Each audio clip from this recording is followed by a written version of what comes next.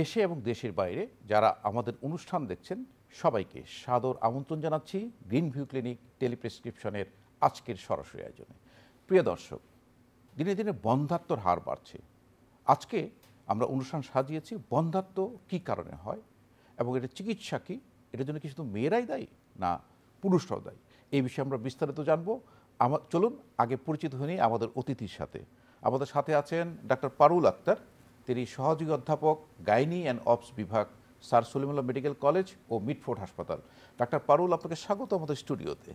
জি, আপনাকেও ধন্যবাদ এবং ধন্যবাদ চ্যানেল আই কর্তৃপক্ষকে এত প্রয়োজনীয় একটি বিষয়ে বলার জন্য, আমাকে ডাকার জন্য। জি, প্রথমে আপনার কাছে জানতে চাইব যে বন্ধ্যাত্ব কী আর এই বন্ধ্যাত্বের কোনো প্রকারভেদ আছে কিনা। আমাদের জীবনটা আসলে খুব সুন্দর এবং আনন্দময়, কারণ আমরা পরিবারে বসবাস করি। এই পরিবার গঠনের যেই মূল বাধা সেটি হচ্ছে বন্ধ্যাত্ব। একটি দম্পতি যদি টানা 1 বছর নিজেরা চেষ্টা করে কোনো বেবি না হয় বা প্রেগনেন্সি না হয়, তাইলে আমরা তাকে বন্ধ্যাত্ব বলি। এবং যদি কারো বিয়ের বয়স অনেক বেশি দিন হয়, যে 10 বছর 12 বছর, অথবা হাজব্যান্ড অনেক দিন ধরে বাইরে থাকে, তেমন একটা আসতে পারে না, অথবা কারো যদি পলিসিস্টিক ওভারিয়ান ডিজিজ থাকে, এন্ডোমেট্রিওসিস থাকে, অথবা বয়স যদি 30-এর উপর হয়, তাহলে আমরা এই সময়টিকে আরও একটু কমিয়ে নিয়ে আসি। 6 মাস চেষ্টার পরেই আমরা তাকে বন্ধ্যাত্ব বলি। আর বন্ধ্যাত্ব যার কখনোই প্রেগনেন্সি হয়নি তাকে আমরা প্রাইমারি বন্ধ্যাত্ব বলি, আর যার একবার হয়ে কোনো কারণে দ্বিতীয়বার আর হচ্ছে না তাকে আমরা সেকেন্ডারি বন্ধ্যাত্ব বলি। আপনার আসলে যেটা আমি প্রথম শুরুতেই বলছিলাম যে অনেক বন্ধ্যাত্ব সংখ্যা বাড়ছে, আপনি কি মনে করেন যে বন্ধ্যাত্ব সংখ্যা বাড়ছে এর পিছনে কারণগুলো কি? বন্ধ্যাত্ব হয়তো কিছুটা বাড়ছে, কিন্তু আগেও ছিল, কিন্তু হয়তো এখন অনেক সুযোগ সুবিধা বাড়ছে, চিকিৎসা পদ্ধতি উন্নত হচ্ছে, মানুষের যোগাযোগের ক্ষমতা বাড়ছে, এই কারণে মানুষ বেশি চিকিৎসা নিতে আসছে। আর কিছুটা তো বাড়ছেই, কারণ আমাদের তো এখন বন্ধ্যাত্বর অনেকটুকু অংশ আমরা বলি লাইফস্টাইল ডিজিজের জন্য। যেমন আমাদের এখন পরিশ্রমের প্রয়োজনীয়তা কমে গেছে, আমাদের বাসায় খাবার চলে আসছে, বাজার চলে আসছে, আমরা বসে বসে পড়াশোনা করতে পারছি, ল্যাপটপে সব কিছু করতে পারছি, তো আমাদের নড়াচড়ার প্রয়োজনীয়তা কমে গেছে। এই যে সেডেন্টারি লাইফস্টাইল অথবা পরিশ্রমের কমতি, এটা একটা ইম্পর্টেন্ট কারণ বন্ধ্যাত্বর। এটার কারণে এই যে পলিসিস্টিক ওভারি ডিজিজ হচ্ছে, ওবেসিটি হচ্ছে, তো এগুলোর জন্য আসলে কিছুটা তো অবশ্যই বাড়ছে বন্ধ্যাত্ব। তো আমরা সাধারণভাবে যেটা মনে করি যে মেয়েরাই বন্ধ্যাত্বের জন্য দায়ী, এবং আরেকটা জিনিস হয় যে যখন বধূ ঘরে আসে, বাচ্চা হচ্ছে না, তখন কিন্তু মানে তার উপর একটা মানসিকভাবে একটা আসলে সমস্যা তৈরি হয় যে তার কারণেই বন্ধ্যাত্ব। আসলে কথাটা কতটুকু সত্যি? একটা সময় ছিল যে আসলে আমরা তো অনেক সিনেমাও দেখেছি যে বন্ধ্যাত্ব মানেই মেয়েদের প্রবলেম। তো এখন আসলে পরিস্থিতি অনেক চেঞ্জ হয়েছে, এখন আসলে ওইভাবে মেয়েদেরকে একচেটিয়াভাবে আর বলা হয় না। এখন অনেকেই এটা সচেতন যে আসলে বন্ধ্যাত্ব দুজনের কারণেই হয়। আসল বিষয়টা হচ্ছে যে দুজনের মোটামুটি সমান সমান, মানে সমান সমানভাবে মেয়েরা এবং ছেলেরা দায়ী।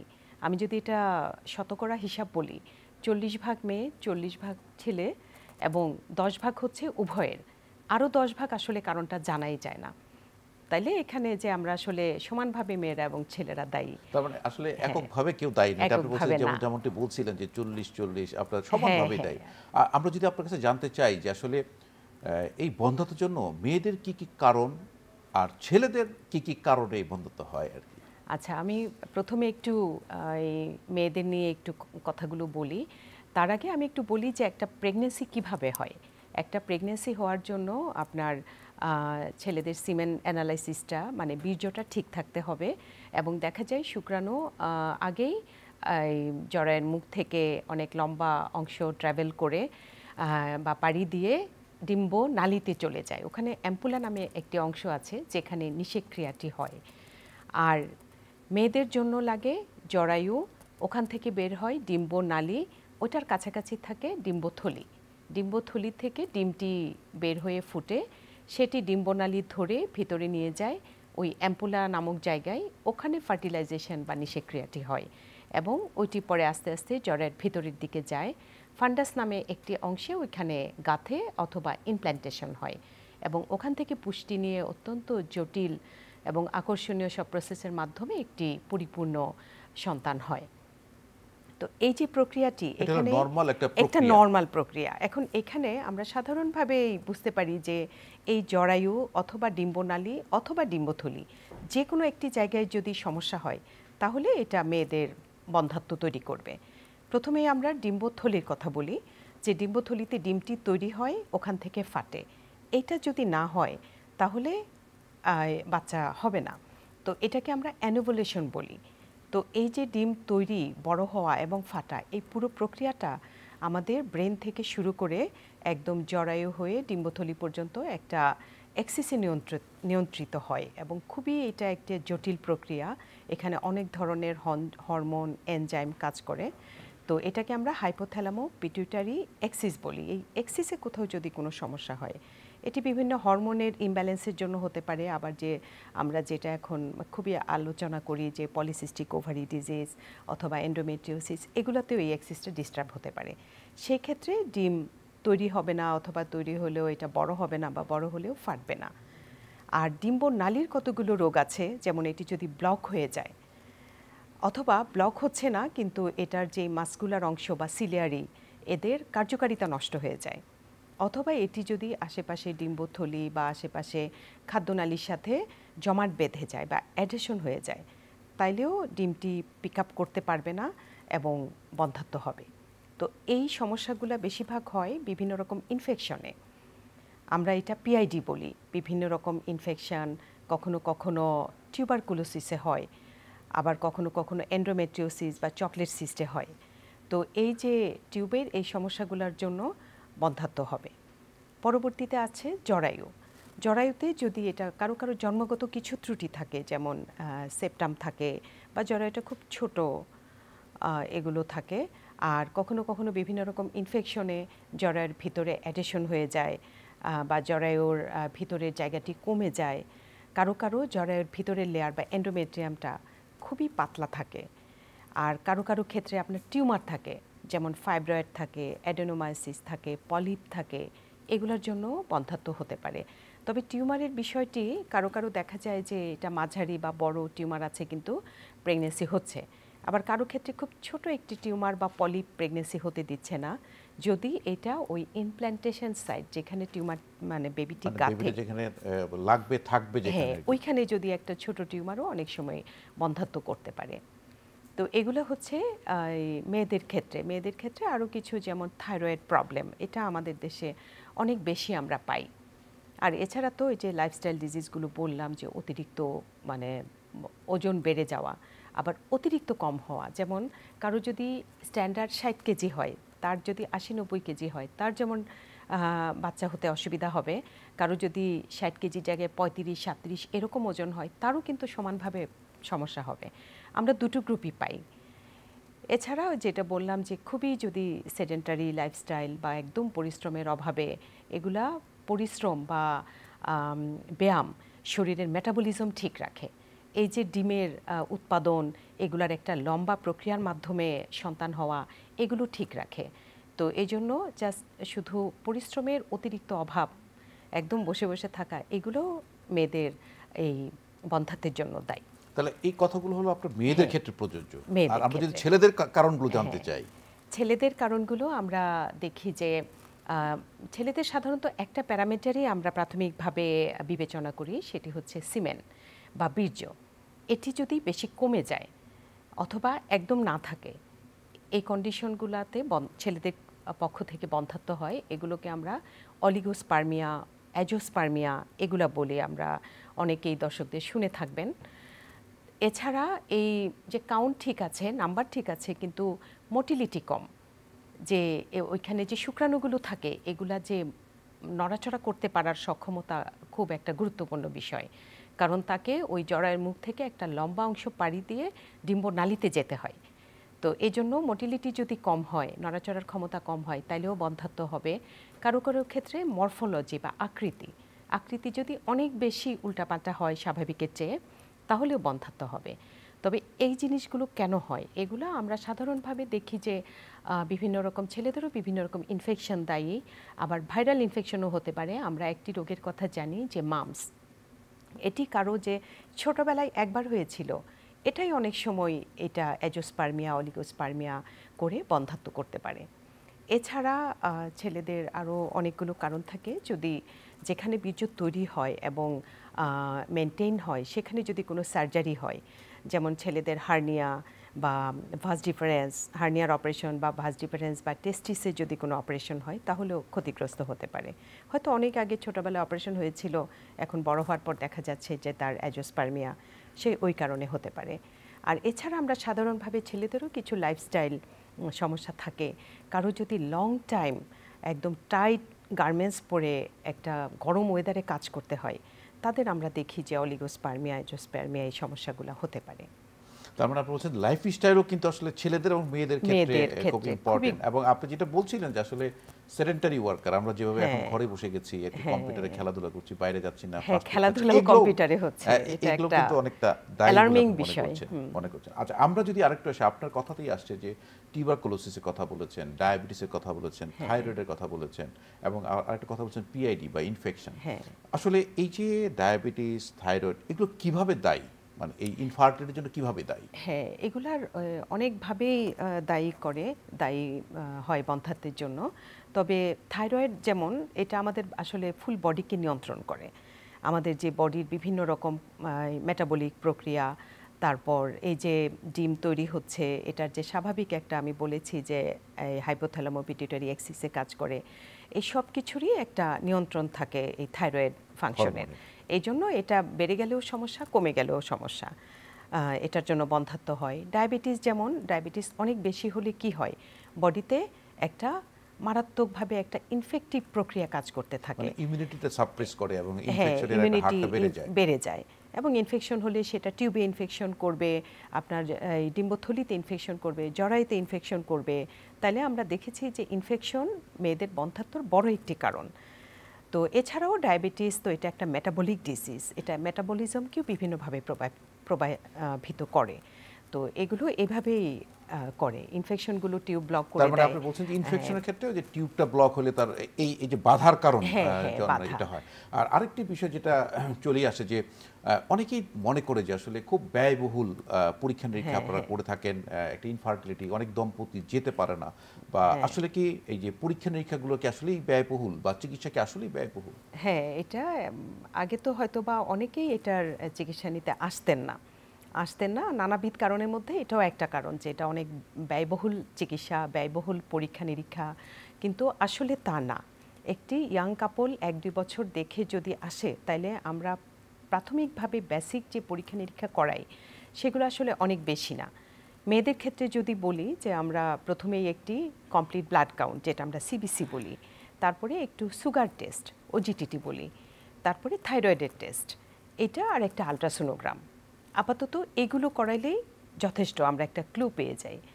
আর কারো কারো ক্ষেত্রে আপনার হয়তো সেরাম প্রোলেকটিন হরমোন আর এএমএইচ হরমোন, এই দুটো করা লাগতে পারে যদি তার দীর্ঘদিন হয়ে যায়, বেবি হচ্ছে না, অথবা বয়সটা 30-এর উপরে হয়ে যায়, বা প্রোলেকটিন হরমোনের কোনো অসুবিধার কোনো সিমটম আমরা দেখি তাহলে। আর যদি আমরা এই পরীক্ষা নিরীক্ষাগুলো এগুলো করে আমরা একটা প্রাথমিকভাবে 1-2 বছর চিকিৎসা দেই, ওষুধে চিকিৎসা দেই, যদি না হয় তাহলে আমরা মেয়েদের ক্ষেত্রে বলছি যে একটু জটিল পরীক্ষায় আসি, যেমন টিউবটা খোলা আছে কিনা, এটা দেখার জন্য আমরা আলট্রাসোনোগ্রাম গাইডেড কিছু টেস্টও করতে পারি, এটাকে এসআইএস বলে, বা আরও কিছু টেস্ট আছে, অথবা হিস্টেরোসালপিঙ্গোগ্রাম। এটাতে যদি আমরা টিউব খোলা পাই তাহলে আমরা হয়তো আরও কিছুদিন চিকিৎসা দিই, তাও না পাইলে আমরা আসলে এটার ফাইনাল ডায়াগনোসিসের জন্য ল্যাপারোস্কোপি, হিস্টেরোস্কোপি এগুলোর সহযোগিতা নিই। আর ছেলেদের ক্ষেত্রে আমরা একটাই টেস্ট করি প্রাথমিকভাবে, সেটা হচ্ছে সিমেন অ্যানালাইসিস বা বীর্য টেস্ট। তাহলে প্রাথমিক টেস্টগুলো কিন্তু আসলে খুবই অল্প এবং এগুলা কোনোটাই অনেক বেশি দামি না। মানে আসলে এটা আসলে যে কোনো সরকারি হাসপাতাল বা আপনার যে কোনো গাইনি বিভাগ আছে সেখানে বেশিরভাগ সরকারি হাসপাতালে হয়। আমরা যদি এটা একটা পারুল আপনাকে জানতে চাই যে আসলে চিকিৎসা পদ্ধতিটা, মানে আসলে ইনফার্টিলিটি চিকিৎসা পদ্ধতিটা কি হওয়া উচিত? আচ্ছা, চিকিৎসা পদ্ধতিটা আমরা প্রথমে আমি যেটা বলেছি যে যদি কাপলটি একটু বয়সটা কম হয়, হ্যাঁ, যে 20 বছর, 24 বছর, 25 বছর মেয়েদের ক্ষেত্রে, ছেলেদের ক্ষেত্রে 30-35 এরকম হয়, তাহলে আমরা প্রাথমিকভাবে যে টেস্টগুলো এগুলো করে নেই, একটি সিমেন অ্যানালাইসিস আর মেয়েদের অল্প কয়েকটা টেস্ট, এগুলো যদি ঠিক থাকে আমরা তাহলে প্রথমে 6 সাইকেল ওষুধ দিই। এগুলো মেইনলি এসব ক্ষেত্রে কারণ হয় অ্যানোভুলেশন, যে ডিমটা বড় হয় না বা ফাটে না, তখন আমরা প্রথমে ওষুধ দিয়েই করি। পাশাপাশি আরও অনেকগুলো ওষুধ লাগতে পারে। আমরা 6 মাস, 1 বছর, 2 বছর পর্যন্ত ওষুধ দিয়ে যদি না হয় তাহলে আমরা জটিল পদ্ধতিতে যাই। তো এখন জটিল কিছু টেস্ট বা পরীক্ষা নিরীক্ষা বা পদ্ধতি এগুলা একটু ডিফার করে, একটু বিভিন্ন ক্ষেত্রে বিভিন্ন রকম হয়, মানে ইন্ডিভিজুয়ালাইজ হ্যাঁ হ্যাঁ, সেটা কারো যদি আমরা মনে করি যে পলিসিস্টিক ওভারি ডিজিজ থাকে তাহলে আমরা একভাবে আগাই, কারো যদি এন্ডোমেট্রিওসিস, চকলেট সিস্ট থাকে ওইভাবে আগাই, কারো যদি আমরা কোনো কারণ খুঁজে না পাই তাহলে ওইভাবে আগাই। তো সর্বশেষ আমরা যেটা ওই টিউব টেস্টগুলো করি, টিউব যদি খোলা থাকে তাহলে আমরা আইইউআই বলে একটা টেস্ট করি। আর এগুলার আগে অবশ্যই আমরা যেই তার মেল পার্টনার বা ছেলেদের সিমেন অ্যানালাইসিসটা অবশ্যই সঠিক থাকতে হবে। মানে এটা আসলে দেখে তারপর আপনারা আইইউআই হ্যাঁ, বের করেন। হ্যাঁ, আমরা এটা- কিন্তু দুইটা কথা জানি যে আসলে যারা হ্যাঁ। ইনফার্টিলিটি এই দম্পতিরা মনে করে যে টেস্ট টিউব বেবির একটা এই চলে আচ্ছা। আসে টেস্ট টিউব বেবি, অনেকে আবার টেস্ট টিউব বেবির ব্যাপারে কিছুটা অনীহা আছে যে টেস্ট টিউব বেবি নিব না। তো এখানে আপনারা যেটা করে থাকেন যে আইভিআই বা আইইউআই এবং IUI, যেটা হ্যাঁ। আইভিএফ যেটা বলে এটার হ্যাঁ। আসলে এই পদ্ধতিগুলো কি? আচ্ছা, এই পদ্ধতিগুলা আসলে আইইউআইটাই আমরা প্রাথমিকভাবে করি যদি সিমেন অ্যানালাইসিস বা বীর্য টেস্টটি ঠিক থাকে এবং ফিমেল পার্টনারের টিউবটি খোলা থাকে, যে তার আমরা 1 বছর 2 বছর ওষুধের ট্রিটমেন্ট করলাম কিন্তু হলো না। অথবা আরেকটা জিনিস হচ্ছে যদি সিমেন অ্যানালাইসিসে এটার সংখ্যাটি কম থাকলো, যে অলিগোস্পার্মিয়া, অথবা তার মোটিলিটি একটু কম থাকলো যেটাকে আমরা অ্যাস্থেনোস্পার্মিয়া বলি, এইসব ক্ষেত্রে আমরা আইইউআইটা, এটা বহুল প্রচলিত এখন একটা পদ্ধতি, এটার এখন অনেক জায়গায় হচ্ছে এবং এটার চাহিদা বেড়ে যাচ্ছে। এটা হলো খুব মানে প্রক্রিয়াটি সিম্পল এবং খরচটাও আপনার অনেক বেশি না। এখানে এই সিমেন্টটাকে একটু প্রক্রিয়াজাত করে নিতে হয় যাতে জাস্ট মটাইল স্পার্ম বা যেগুলা একটু কোয়ালিটি সম্পন্ন সেগুলা নিয়ে আমরা ফিমেল জেনিটাল ট্র্যাক্টে এটা ডাইরেক্ট ইনসেমিনেট করে দিই। তো এটা সাধারণত 2 থেকে 4টা সাইকেল করলে এটা আপনার সাকসেসফুল হওয়ার সম্ভাবনা থাকে। আর শর্ত একটাই যে ফিমেল পার্টনারের মোটামুটি হরমোন বা অন্যান্য Normal থাকবে। ইয়েগুলো নর্মাল থাকবে আর টিউবটা ওপেন থাকবে। তাহলে দেখা যাচ্ছে এইটা আপনি বলছেন যে যারা তাদের একটু মানে শুক্রাণুর একটু দুর্বল আছে বা তাদের মোটিলিটি একটু কম আছে সেক্ষেত্রে হ্যাঁ, আপনি হ্যাঁ। আইইউআইটা বেশি আপনারা প্রেফার করেন, বেশি প্রেফার আর করি। ফিমেল আর পার্টটা যদি ঠিক থাকে, হ্যাঁ। আর আইভিএফটা যদি আইভিএফটা যদি তার আমরা টিউব টেস্টে দেখলাম যে দীর্ঘদিন তার আমরা ওষুধেও ট্রিটমেন্ট করলাম কিন্তু আমরা পরবর্তীতে দেখলাম যে তার টিউবটি ব্লক আছে, তো তখন টিউব ব্লক থাকলে তো আমরা আইইউআই করতে পারবো না। তো সেই ক্ষেত্রে এটা আমরা আইভিএফেরই উপদেশ দেই। তো আইভিএফের আরও অনেকগুলো ইন্ডিকেশন আছে, মানে এটা অনেক ব্যয়বহুল একটি চিকিৎসা এবং এটারও মানে সাকসেস রেট আছে, কিন্তু তারপরেও একবারে বা 2বারে যে হবে এটার কোনো গ্যারান্টি নাই। কাজেই ওই ইন্ডিকেশনগুলো ফিল আপ হলেই আমরা আইভিএফের উপদেশ দিই, যে তার ফুল মোটামুটি ওষুধে যে ট্রিটমেন্টগুলো ওগুলো কমপ্লিট থাকতে হবে। তারপর যদি টিউব খোলা থাকে তাইলে আইইউআই করবে, টিউব ব্লক থাকলে তো আইইউআই করতে পারবে না। এবং তার পাশাপাশি অন্যান্য সমস্যাও কারো কারো থাকে, যেমন একটু আগে বলছিলাম যে টিউমার, এন্ডোমেট্রিওসিস, চকলেট সিস্ট, তো তার মাঝারি সাইজের চকলেট সিস্ট আছে, এগুলোর জন্য টিউব খোলা আছে কিন্তু আইইউআই কাজ করছে না। তো তখন আমরা আলটিমেটলি ফাইনাল ট্রিটমেন্ট হিসেবে আইভিএফ অথবা এটাকে আমরা বাংলায় টেস্ট টিউব বেবি বলি, টেস্ট টিউব বেবিরই অ্যাডভাইস করি, উপদেশ দিই। তো সেক্ষেত্রে আপনি যেটা বলছিলেন যে টেস্ট টিউব বেবির কথা আপনারা অ্যাডভাইস করেন যদি এই ক্রাইটেরিয়াগুলি ফুলফিল করে। তো এই টেস্ট টিউব বেবির ক্ষেত্রে যে অনেকের একটা ধারণা আছে যে আসলে তার যে শুক্রাণুটা তার হাজব্যান্ডের হতে হবে এরকম কিছু ক্রাইটেরিয়া থাকে, কিন্তু কোনো কোনো ক্ষেত্রে যদি হাজব্যান্ডের অ্যাজোস্পার্মিয়া থাকে সেক্ষেত্রে কিন্তু আচ্ছা। একটা মানে দম্পতির খুব অসহায় হ্যাঁ, বোধ করে, হ্যাঁ, হ্যাঁ। সেক্ষেত্রে কি করণীয় আছে?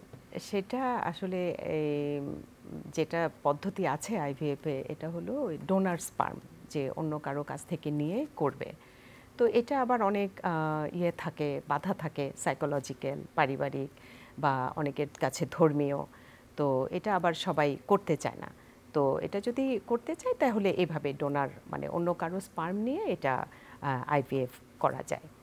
আচ্ছা, আরেকটা বিষয় আপনি জানতে চাই যে অনেকেই আমরা দেখি যে অনেক দম্পতি আপনাদের এখানে চিকিৎসা না করে দেশের বাইরে চলে যাচ্ছে, তাদের হ্যাঁ, হ্যাঁ। ইনফার্টিলিটি পার্শ্ববর্তী দেশ সব বিভিন্ন উন্নত দেশে চলে যাচ্ছে।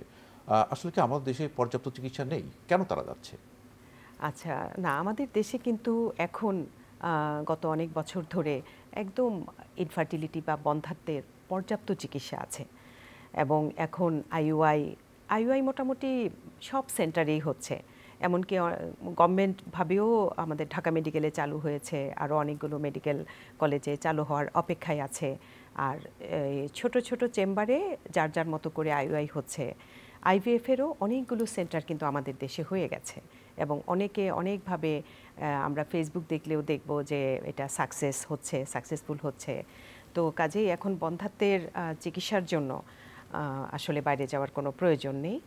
আর আমি যেটা বলেছি যে কারণ হিসেবে মেয়েদের যেমন পলিসিস্টিক ওভারি ডিজিজ থাকে, এন্ডোমেট্রিওসিস বা চকলেট সিস্ট থাকে, অনেকগুলো লাইফস্টাইল সমস্যা থাকে, মানে এগুলো থাকলে তো আসলে বাইরে গেলেও কোনো লাভ হবে না। আগে এগুলো সমাধান করতে হবে এবং এগুলোর সমাধান অনেক সহজ, খুব সহজ চিকিৎসা এবং এটা আমাদের দেশেই হয় এবং সব জায়গায়ই হয়, জেলা শহরে বা সব জায়গায় হয়। যেমন পলিসিস্টিক ওভারি ডিজিজ, আমরা যদি এটা নিয়ে, এটা অনেক বড় একটা কারণ বন্ধ্যাত্বের এবং আমাদের কিন্তু দেশে এটার হার বাড়ছে। আমাদের ইয়াং অ্যাডলোসেন্ট মেয়েগুলো পরিশ্রম কমাই দিচ্ছে, মানে ওদের প্রয়োজন হচ্ছে না পরিশ্রম, বা আমরা ওদেরকে ওইভাবে কাউন্সিল করতে পারছি না বা খেলার মাঠ দিতে পারছি না, তো যার জন্য পরিশ্রম করছে না, তো সহজেই মোটা হয়ে যাচ্ছে, ওবেসিটি হয়ে যাচ্ছে। পলিসিস্টিক ওভারি ডিজিজের কিন্তু খুব অল্প কিছু জায়গায় আপনার জেনেটিক প্রিডিসপোজিশন থাকে, হরমোনাল ইমব্যালেন্স থাকে, কিন্তু একটা বড় অংশ জুড়ে কিন্তু আপনার এই মুটিয়ে যাওয়া, ফাস্টফুড খাওয়া, তারপরে পরিশ্রম না করা, তো যেটা বলেছিলাম যে পরিশ্রম আমাদের বডির মেটাবলিজমটা ঠিক রাখে, কোন জায়গায় কী মেটাবলিজম হবে এই জিনিসগুলো ঠিক রাখে, পরিশ্রম, খেলাধুলা, তো এগুলো যদি না হয় তাইলে পলিসিস্টিক ওভারি ডিজিজ হয়। এবং আমরা এখন আমাদের চেম্বারে বা হসপিটালে প্রায়ই এই পলিসিস্টিক ওভারি ডিজিজ নিয়ে ইয়াং মেয়েরা আসছে, বিয়ের আগেও আসছে, বিয়ের পরেও আসছে এবং এটার বড় একটা সমস্যা হলো বন্ধ্যাত্ব, বেবি হচ্ছে না। না, এটা তো এই যে পলিসিস্টিক ওভারি কিন্তু অনেক বাড়ছে এখন, বিয়ের আগেই কিন্তু আমরা এটা পাচ্ছি। তো এটা আপনি যেটা বলছেন যে লাইফস্টাইল মডিফিকেশন, মানে সেটা আপনার তাকে খাদ্যাভ্যাস, কিন্তু আমরা দেখি ফাস্টফুডের দিকে আমাদের একটা ঝোঁক থাকে, এবং আপনি যেটা বলছিলেন যে খেলার মাঠ নেই, মানে খেলাধুলা করার সুযোগ কমে গেছে, সেই কারণে তারা হয়তো মুটিয়ে যাচ্ছে, সেটা একটা অন্যতম কারণ। আমরা অনেক সময় দেখি যে আপনারা বন্ধ্যাত্বের কারণে গেলে আপনারা বলেন অপারেশন লাগবে, বা আসলে কি বন্ধ্যাত্বের বা এন্ডোমেট্রিওসিসের জন্য কোনো অপারেশন প্রয়োজন হয় কিনা? অপারেশন যেমন আমি এই যে আমরা পলিসিস্টিক ডিজিজ, ওভারিয়ান ডিজিজ নিয়ে আলাপ করছিলাম, এখানে কিন্তু অপারেশনের রোলটা অনেক পরে। এখানে প্রাথমিকভাবেই তার লাইফস্টাইলটা ঠিক করতে হবে, তার পরিশ্রম করতে হবে, ব্রিক্স ওয়াকিং বা সুইমিং, সাঁতার কাটা, সাইক্লিং করা, যে কোনোটাই করতে পারে, কিন্তু রেগুলার বেসিসে করতে পারে। ওজনটা কমাইতে হবে, যে কারো যদি স্ট্যান্ডার্ড ওয়ার 60 কেজি হওয়ার কথা থাকে, তাহলে 80 কেজি বা 90 কেজি হলে তার তো বাকিটা কমাতে হবে। পুরাটা না পারলেও যদি 7 কেজি 10 কেজি কেউ কমায়, তাইলেও কিন্তু তার পলিসিস্টিক ওভারি ডিজিজের সমস্যা হলো এদের মাসিকটা হতে চায় না ওষুধ ছাড়া, বা দীর্ঘদিন পরে হয়। এটা একটা বড় একটা সমস্যা, প্রতিবারই ওষুধ দিয়ে করাতে হয়। তো এই একটু ওজন কমালেই কিন্তু এটা তার মেনস্ট্রুয়েশনটা কিছুটা রেগুলার হয়ে আসে। আবার এই যে খাওয়া দাওয়া, যেটা আমরা ফাস্ট ফুড বা অতিরিক্ত তৈলাক্ত খাবার, এগুলো বাদ দিয়ে বাসার পুষ্টিকর খাবার, দুধ, ডিম, মাছ, মাংস, শাক সবজি, আমাদের সিজনাল ফ্রুটস, এগুলো খাবে, একটু পরিশ্রম করবে, একটু ওজন কমাবে, তাহলেই কিন্তু আমরা একটু ওষুধ দিলেই হয়ে যায়। সম্ভব। অনেক ধন্যবাদ ডাক্তার পারুল আক্তার, যে আপনি সুন্দর পরামর্শ দিয়েছেন। নিশ্চয়ই ইনফার্টিলিটি যারা ভুগছেন তারা আপনার এই পরামর্শ তাদের অনেক কাজে লাগবে। আপনাকে ধন্যবাদ। আপনাকেও ধন্যবাদ এবং কর্তৃপক্ষকে অনেক অনেক ধন্যবাদ। প্রিয় দর্শক, ইনফার্টিলিটি নিয়ে দুশ্চিন্তার কোনো কারণ নেই। যারা ইনফার্টিলিটি ভুগছেন, আপনারা উপযুক্ত জায়গায়, আমাদের দেশে সবগুলো মেডিকেল কলেজ হসপিটালে গাইনি বিভাগের চিকিৎসা আছে, দ্রুত চিকিৎসা নেওয়াটাই উত্তম। দর্শক, ভালো থাকুন, সুস্থ থাকুন, নিরাপদেই থাকুন।